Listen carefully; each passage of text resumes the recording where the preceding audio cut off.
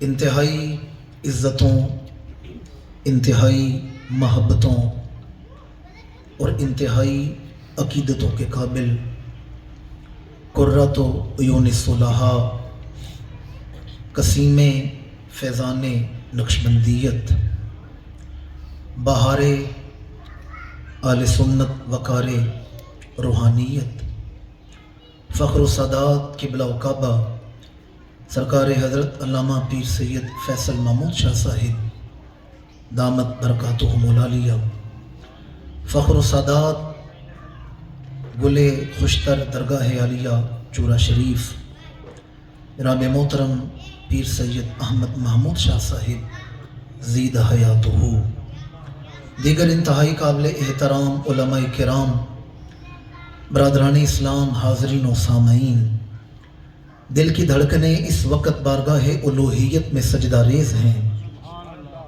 کہ اس کریم ذات نے مجھے اور آپ کو گلشن صدیقیت میں حاضر ہو کر اپنے اپنے گناہ بخشوانے کا یہ موقع عطا فرمایا ہے۔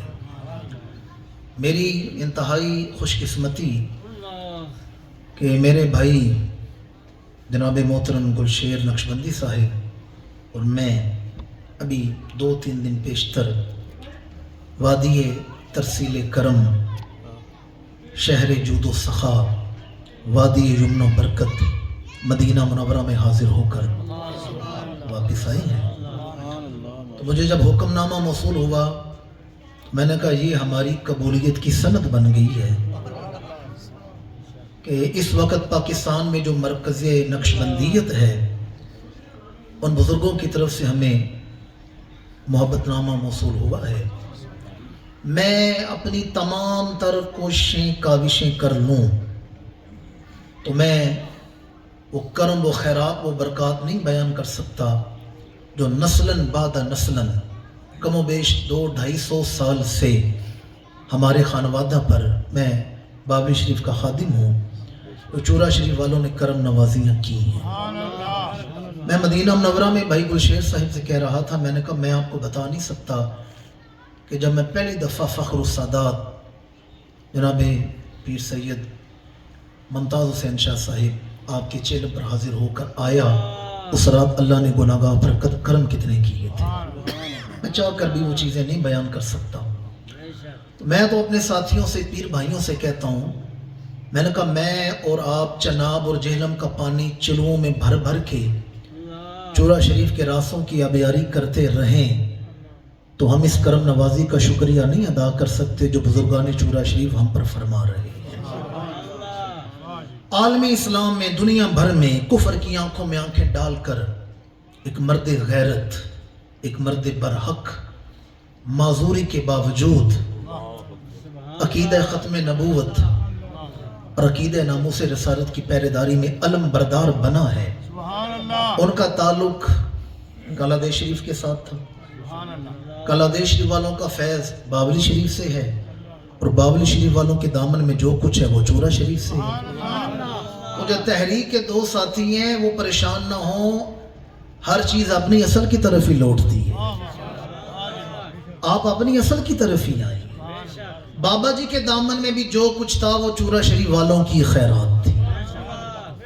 میں نے اس پر بھی کسی موقع پر کچھ لکھا تھا، میں نے کہا دربار چورا کہیں مرکز عرفان جلی ہے، دربار چورا کہیں مرکز عرفان جلی ہے، دربار چورا صدیوں سے ہی ولیوں کا ولی ہے، دربار چورا کہیں مرکز عرفان جلی ہے، دربار چورا صدیوں سے ہی ولیوں کا ولی ہے، اس در سے مقسوم نور اطاعت نبی ہے۔ مقسوم یعنی تقسیم کیا گیا ہے، اطاعت رسول کا نور تقسیم ہوا ہے۔ اس در سے مقسوم نور اطاعت نبی ہے اور اس در سے نقشبندیت کی نئی نسل چلی ہے، اس در سے نقشبندیت کی نئی نسل چلی ہے اور خالق کا عثمان ہم پر احسان بڑا ہے، جو کچھ ہمارے دامن میں ہے سب چورا شریف کی عطا ہے، جو کچھ ہمارے دامن میں ہے سب چورا شریف کی عطا ہے۔ میں شاہجی قبلہ کی زیارت کے لیے بھی ویسے بھی میں نے حاضر ہونا تھا، ایک بہانہ، ایک دعوت محبت موصول ہوئی، وقت دامن میں اتنی وسعت نہیں رکھتا کہ میں کوئی طویل تمہید باندھوں پھر گفتگو کا آغاز کروں. چند گھڑیاں میں نے آپ کے سامنے پیکرے صدق و صفا، رازدار نبوت، امام المشاہدہ حضرت یار غیار کا ذکر خیر کرنا ہے. اللہ کریم مجھے ادب کے ساتھ بیان کرنے کی توفیق عطا فرمائے. دنیا میں اللہ تعالیٰ کسی شخص کو کوئی کمال دیتا ہے، اس کی صلاحیتوں کا اظہار ہوتا ہے، لوگ اس کے فالورز بنتے ہیں. آج کل یہ لفظ بڑا عام ہے، پیروکار بنتے ہیں، محبت کرنے والے بنتے ہیں. مثلا قبلہ امیر المجاہدین ساری زندگی درس و تدریس میں گزری، لیکن جب وہ نباز وقت بننے کا وقت آیا کہ اس دور میں امت مسلمہ کو کون سا مرض لاحق ہے، تو پھر امام غیرت نے آگے بڑھ کے اس مرض کا علاج کی ہے، تشخیص کی ہے. پھر قبلہ امیر المجاہدین نے اس مرض کا علاج بھی بتایا.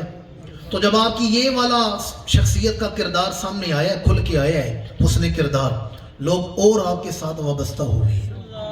اللہ کرے میں آپ کو سمجھا سکوں، میں نے تمہیدن یہ بات کی ہے، ہر با کمال کا کوئی کمال دیکھتا ہے تو اس کی طرف راغب ہوتا ہے، متاثر ہوتا ہے، اس کا فالور بنتا ہے، پیروکار بنتا ہے، وفادار بنتا ہے. پر میں باوضو کھڑا ہوں، پوری ذمہ داری سے کہہ رہا ہوں، یار غار نے حضور کا اعلان نبوت سن کے حضور کے وفادار نہیں بنے. توجہ کرنی ہے. یا امام الانبیاء سے دنیا میں جو دوستی ہوئی ہے، اعلان نبوت سے پہلے تعلق ہے، اس وقت وفادار نہیں بنے. یار غار جس وقت دنیا میں آئے تھے حضور کے وفادار بنا کر دنیا میں بھیجے گئے. مجھے پتا میں نے دعویٰ کیا کیا، کون سا کلیم میں نے کی ہے. ابھی دنیا میں آئے نہیں، اٹھائے ارشاد الساری اور مشکات کی شرح مرکات مولا علی القاری نے لکھا ہے. امام الانبیاء جلوہ فراز صحابہ بیٹھے ہیں، ہر کوئی اپنے اپنے واقعات سنا رہے. یار غار آگے بڑھے، عرض کہ یا رسول اللہ، آج میں آپ کو اپنی زندگی کا ایک عجیب واقعہ سنانا چاہتا ہوں. عجیب واقعہ. فرمایا ابو بکر بیان کرو. عرض کہ یا رسول اللہ، میری عمر تھی 6-7 سال. کتنی عمر ہے؟ اردو سمجھ آ رہی ہے آپ کو؟ 6-7 سال میری عمر تھی. میرے والد مجھے ہاتھ پکڑا اور ایک بت خانے میں لے گئے جہاں بتوں کی عبادت کی جاتی تھی. واقعہ طویل ہے، میں اپنی تمہید مکمل کرنا چاہتا ہوں. میرے والد مجھے ایک بت خانے میں لے گئے تو وہاں ایک بڑا بت تھا، مجھے اس کے سامنے کھڑا کیا. کہا یہ وہ معاذ اللہ، یہ وہ خدا ہے جو دل کی باتیں سن لیتے ہے، جو ارمان پورے کرتے ہیں. میرے والد اپنی عبادت میں لگ گئے. میں اس بڑے بت کے سامنے کھڑا تھا. میں نے اس بت سے مخاطب ہو کے کہا، اچھا تو دل کی باتیں سن لیتا ہے، تو اگر سچا خدا ہے تو پھر مجھے نئے کپڑے دلا. پر بت خاموش ہے، بت تو نہیں بول سکتا. میں نے پھر اس سے کہا، اچھا اگر تو سچا خدا ہے تو خدا کا کام ہے پیاس بجھانا، مجھے پیاس لگی ہے، میری پیاس بجھا. بت خاموش ہے. 2 دفعہ کلام کیا. تیسری بار یار غار فرماتے ہیں، میں نے زمین سے ایک پتھر اٹھایا اور میں نے کہا اگر تو سچا خدا ہے تو اپنے آپ کو میرے حملے سے بچا کے دکھا. 3 کلام کیے. پھر میں نے زور سے پتھر مارا، پتھر لگا بت کے چہرے پر، منہ پر لگا، وہ زمین پر گر گیا، ٹکڑے ٹکڑے ہو گیا، پاش ہو گیا. لوگ جمع ہو گئے، یہ ابو قحافہ کے بیٹے نے کیا کر دی ہے. اس سے پہلے کہ مجھے لوگ مارتے میرے والد دوڑے دوڑے آئے. لوگ شکایتیں کر رہے ہیں، میرے والد کو برا بلا کہہ رہے ہیں. میرے والد نے مجھے چادر میں چھپایا، ہاتھ پکڑا، گھر میں لے کے آئے اور غصے سے میری والدہ کی طرف یوں پھینکا. کہا لو لے سنبھال اپنا پتر، لو سنبھالو اپنا بیٹا. پتہ اس نے آج کیا کی ہے؟ معاذ اللہ، اس نے ہمارے خدا کی توہین کی ہے. اس نے پتھر مار کر بڑا بت توڑ دی ہے، توہین کی ہے. یہ بت شکن ہے، یہ بتوں کی عبادت نہیں کر رہا.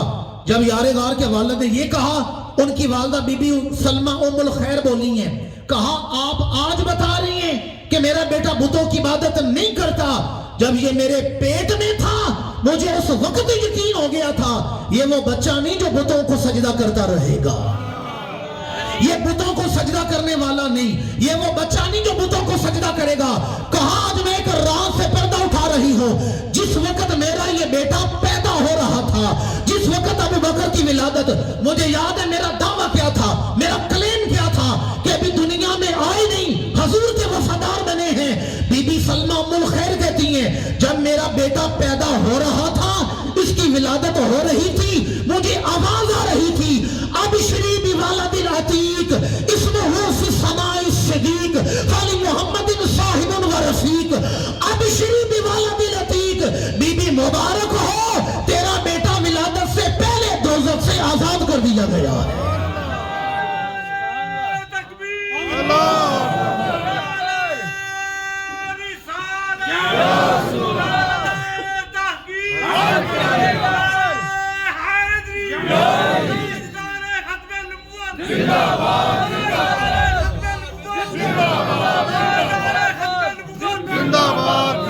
عتیق کا معنی ہے دوزخ سے آزاد. عتیق کا معنی کیا ہے؟ بولتے نہیں. عتیق کا معنی کیا ہے؟ یار غار جناب فاروق اعظم کو عتیق عمر کہا جاتا ہے. اعلیٰ حضرت نے بھی لکھا ہے, بڑی معروف نعت ہے آپ کی. اس میں آپ فرماتے ہیں محبوب رب عرش سبز قبہ میں پہلو میں جلوگا عتیق عمر کی ہے. عتیق کا معنی دوزخ سے آزاد. یار غار کی والدہ کہتی ہیں فرشتے صدا دے رہے تھے اب شیری بوالد عتیق, بی بی مبارک ہو تیرا بیٹا دوزخ سے آزاد پیدا کیا گیا ہے. اسمہ فی السماء صدیق, اسمہ فی السماء صدیق. تم دنیا والے اس کا جو چاہے نام رکھتے رہنا, آسمانوں میں اس کا نام صدیق رکھ دیا گیا ہے. فالی محمد صاحب و رفیق, فالی محمد صاحب و رفیق. ہر آنے والا ہر با کمال کسی کا کمال دیکھتا ہے تو وفادار بنتا ہے. یار غار کی ولادت ہو رہی ہے, فرشتے اعلان کر رہے ہیں مبارک ہو آج دنیا میں محمد کا وفادار آ گیا ہے. ہر با کمال کوئی کمال حاصل کرتے ہیں, لوگ اس کا حسن, کمال, کردار, افکار, نظریات کو دیکھ کر مائل ہوتے ہیں, راغب ہوتے ہیں, پھر قائل ہوتے ہیں, فالور بن جاتے ہیں, پیروکار بن جاتے ہیں, وفادار بن جاتے ہیں.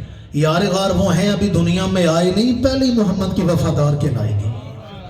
فالی محمد صاحب و رفیق, یہ محمد کے ساتھی ہوں گے, صاحب ہوں گے, یعنی صحابی بنیں گے.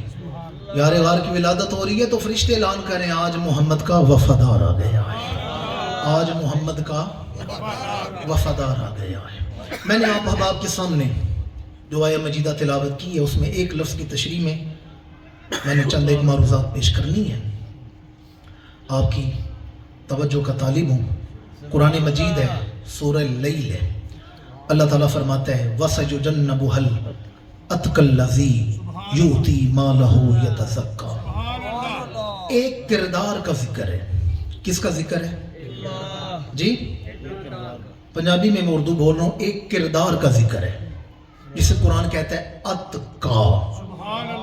کیا کہا گیا ہے؟ اتقا کیا ہے؟ ایک ہے متقی, ایک ہے اتقا. اس میں تفصیل آ جاتا ہے نا. ایک ہے شریف, ایک ہے اشرف, ایک ہے سلیم, ایک ہے اسلم, ایک ہے کریم, ایک ہے اکرم, ایک ہے متقی, ایک ہے اتقا. اللہ نے کسی اتقا کا ذکر کیا ہے اور پھر آگے اس کی 3-4 اللہ نے شانیں بیان کی, بس میں نے یہ آپ کو سنانا ہے. اب یہاں اتقا کون ہے؟ اتقا یعنی متقین بیٹھے ہو نا, تقوی والے, جو ان کا سردار ہوگا وہ اتقا ہوگا. اس سے سادہ میرے پاس الفاظ ہی نہیں. متقی بیٹھے ہو نا, تقوی والے, جو ان کا سردار ہوگا وہ کیا ہوگا؟ بولے کیا ہوگا؟ اتقا. اب قرآن نے اتقا کا ذکر کیا. اتقا سے مراد کون ہے؟ دیکھنا تو یہ اتقا سے مراد کون ہے. امام راضی نے تفسیر کبیر میں لکھا ہے, آپ فرماتے ہیں کہ مفسرین اہل سنت کا اس بات پہ اجماع ہے اتقا سے مراد سیدنا صدیق اکبر ہے. امام راضی نے لکھا. اور معالم و تنزیل میں امام بغوی کا قول سننے والا ہے, بڑی توجہ کا طالب. امام بغوی فرماتے ہیں الاتقا یعنی ابا بکر الصدیق فی قول الجمیع. امام بغوی کا قول ہے, فرماتے ہیں الاتقا, یہ اتقا کون ہے؟ یعنی ابا بکر الصدیق. اس سے مراد ابو بکر صدیق ہے اور تمام کا اس بات پر اجماع ہے, تمام کا اس بات پر. آگے بڑھے نا تو محدث ابن جوزیہ سوائرق المحرقہ, آپ نے بھی اس بات کو لکھا ہے کہ تمام مفسرین اہل سنت کے ہاں یہاں اتقا سے مراد صدیق اکبر ہے. آپ کو میں نے اتقا بھی بتا دیا کسے کہتے ہیں, اتقا کون ہے یہ بھی آپ کو بتا دیا. اب آگے سنیں اتقا کی صفات. اللہ تعالیٰ فرماتا ہے پہلی صفت وَسَيُجَنَّبُهُ الْأَتْقَى الَّذِي يُؤْتِي مَالَهُ يَتَزَكَّى. اتقا وہ ہے جو اپنا مال خرچ کرنے میں بخل نہیں کرتا, دل کھول کے خرچ کرتا ہے. یہ پہلی صفت ہے جسے قرآن نے بیان کی ہے. سمجھ آ رہی ہے آپ کو؟ درجہ بدرجہ میں لے کے جا رہا ہوں. پہلے میں نے آپ کو بتایا اتقا کسے کہتے ہیں, پھر ہے کون جسے امت میں اتقا کہا گیا ہے. اب اس کی صفات سنیں. پہلی صفت ہے اتقا وہ ہے جو مال دل کھول کے خرچ کرتے ہیں.